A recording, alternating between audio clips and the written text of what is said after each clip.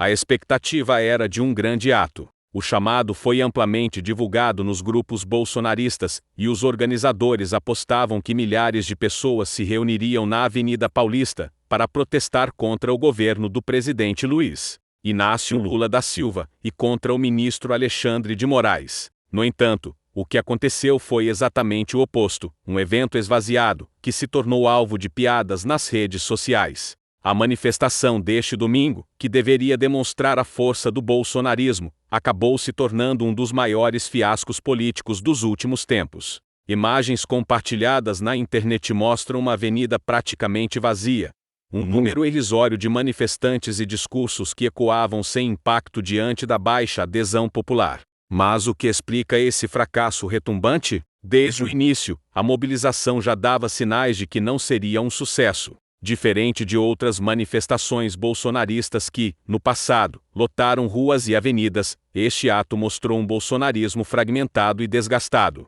Mesmo com a presença de figuras como Colin Sambelli e Marcel Van Hatten, o evento não conseguiu atrair as multidões esperadas. O fracasso ficou evidente nas imagens compartilhadas por usuários nas redes sociais. Enquanto em manifestações passadas as ruas eram tomadas por uma maré verde-amarela, desta vez, apenas pequenos grupos estavam espalhados pela Paulista, sem conseguir ocupar sequer um quarteirão inteiro. A comparação com a parada LGBTQIA+, que lotou a mesma avenida em outra ocasião, tornou-se inevitável, gerando ainda mais memes e zombarias. Além disso, a tentativa de resgatar pautas já desgastadas, como a suposta censura contra bolsonaristas e o pedido de impeachment de Lula, não teve o efeito esperado. Os discursos inflamados dos organizadores não encontraram eco, e os próprios apoiadores de Bolsonaro parecem estar desmotivados e divididos. O bolsonarismo está morrendo? O fiasco desta manifestação acendeu um alerta dentro do próprio bolsonarismo.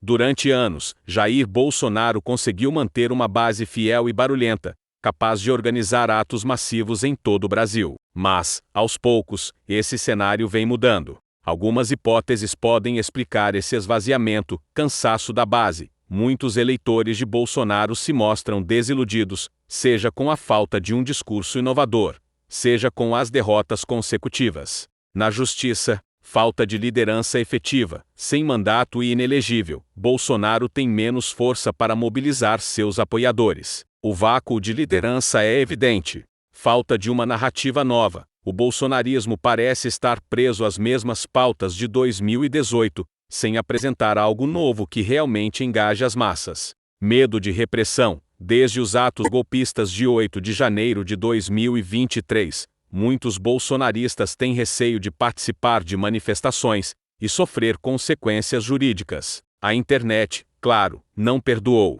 Os memes e piadas tomaram conta do Twitter X e de outras redes sociais. Alguns dos comentários mais ácidos diziam: "Já vi filas de banco com mais gente do que essa manifestação. Bolsonarismo desidratou mais rápido que miojo na água quente. Se juntar todo mundo ali, ainda dá menos que um churrasco de família grande." Além disso, influenciadores políticos de diferentes espectros aproveitaram o momento para decretar o fim do bolsonarismo como uma força política relevante. Até mesmo dentro da própria direita, houve críticas à falta de organização e ao enfraquecimento da mobilização. O fracasso desta manifestação não significa, necessariamente, o fim do bolsonarismo. No entanto, ele é um forte indicativo de que o movimento já não tem a mesma força de antes.